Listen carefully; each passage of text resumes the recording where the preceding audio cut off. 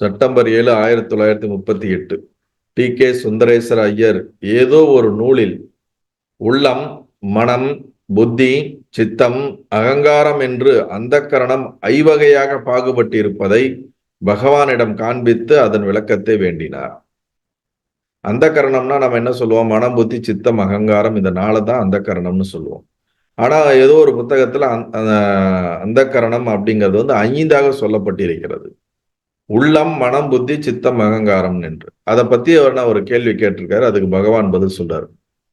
ஆம், சாதாரணமாக 4ஆக பாகுபடுத்தப்படும் அந்தக்கரணம் இங்கே பஞ்ச மகாபூதங்களோடு பொருந்துமாறு ஐவகையாக கூறப்பட்டுள்ளது. அந்தக்கரணம் 4ஆதான் சொல்லப்படும். ஆனா இந்த 5 எலமெண்ட்னு சொல்றோம்ல, நிலம், நீர், நெருப்பு, காற்று, ஆகாயம், இதனோடு சேர்த்து வச்சு அதை எக்ஸ்பிளனேஷன் கொடுக்கும் பொழுது அது 5ஆக சொல்லப்படுது அப்படின்னு சொல்லி அதை விளக்கம் கொடுக்கிறார்.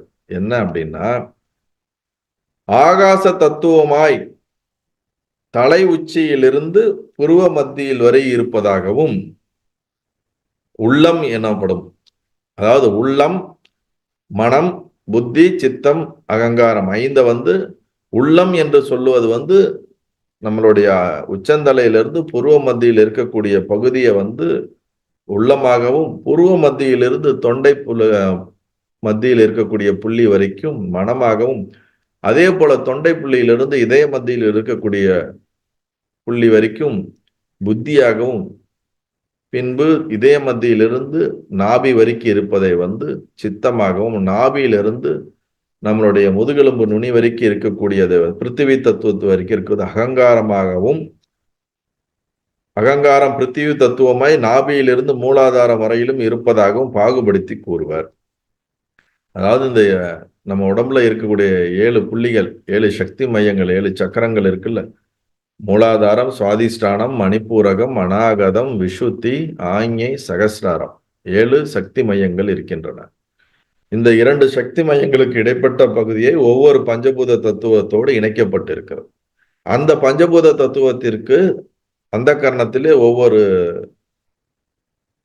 பெயர்கள் கொடுக்கப்பட்டிருக்கிறது. அதை தான் புருவ மத்தியிலிருந்து சகசிராரம் வரைக்கும் இருக்கிறத உள்ளம் என்றும், புருவ மத்தியிலிருந்து விஷுத்தி சக்கரம் வரைக்கும் இருக்கக்கூடியது மனம் என்றும், விஷுத்தியிலிருந்து அநாகதம் வரைக்கும் இருக்கிறத புத்தி என்றும், அநாகதமிலிருந்து மணிப்பூரம் வரைக்கும் இருக்கிறதை சித்தம் என்றும், மணிப்பூரகம் டு மூலாதாரம் வரைக்கும் அகங்காரம் என்றும் குறிப்பிடப்பட்டுள்ளது. இது பகவானுடைய பல டீச்சிங்ல இந்த இடத்துல தான் இது சார்ந்து சொல்றார். பல இடங்கள்ல இதை பத்தி எல்லாம் சொல்லவே மாட்டார். இப்பதான் இங்கதான் எக்ஸ்பிளைன் பண்றாரு சக்கராஸ் எல்லாம் பத்தி. உள்ளம் என்பது பிற எண்ணங்கள் எதுவும் மற்ற சுத்த மனம். நல்லா புரிஞ்சுங்க. உள்ளம்னா அப்ப என்ன மீனிங் அப்படின்னா, தாட் இல்லாத சுத்தமாக இருக்கக்கூடிய சத்துவ மனதை தான் உள்ளம் என்று சொல்லப்படுகிறது. அது ஆகாசத்தை போல நிர்மலமாக இருக்கிறது. அது ஆகாசம் போல எந்த அசுத்தப்படாமல் இருக்கின்றது. மலம் நிர்மலம் என்றால் மலம் இல்லாமல். சுளுத்தியில் ஒருவன் விழித்து எழுங்கால் ஏற்கனவே இதயத்தில் இருந்து இவ்வொளி சிதறி பிரதிபலிக்கிறது.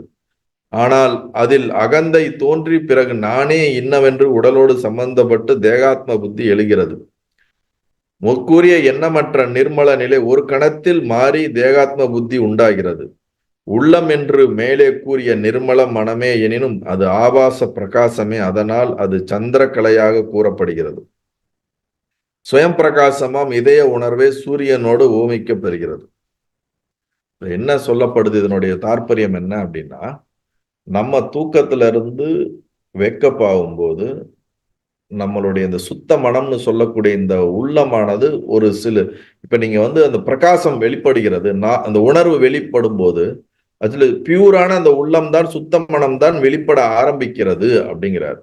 அது வெளிப்பட ஆரம்பிச்ச அடுத்து மெல்ல மெல்ல வெளிவரும் பொழுது இந்த அகங்காரம் என்ற நான் என்ற உணர்வு என்ன பண்ணுது? வெளிப்பட ஆரம்பிக்குது. அது உடம்போடையும் சித்தத்தோடையும் மனதோடையும் சேரும் பொழுது அது நான் இந்த உடம்பு, நான் இந்த மனசுங்கிற இந்த கலவை ஏற்பட்டு விடுகிறது.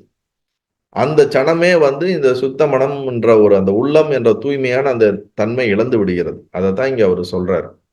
புரியுதுங்களா? இப்ப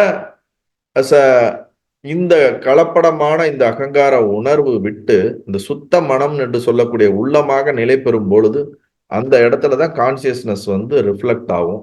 இந்த சுத்த மனத்துல அப்ப ரிஃப்ளெக்ட் ஆகுறத தான் நம்ம ரியலைசேஷன், அதுதான் நாம வந்து நான் தன்னைத்தான் உணருதல். அந்த சுத்த மனதினால மட்டும்தான் கான்சியஸை ரிஃப்ளெக்ட் பண்ண முடியும்.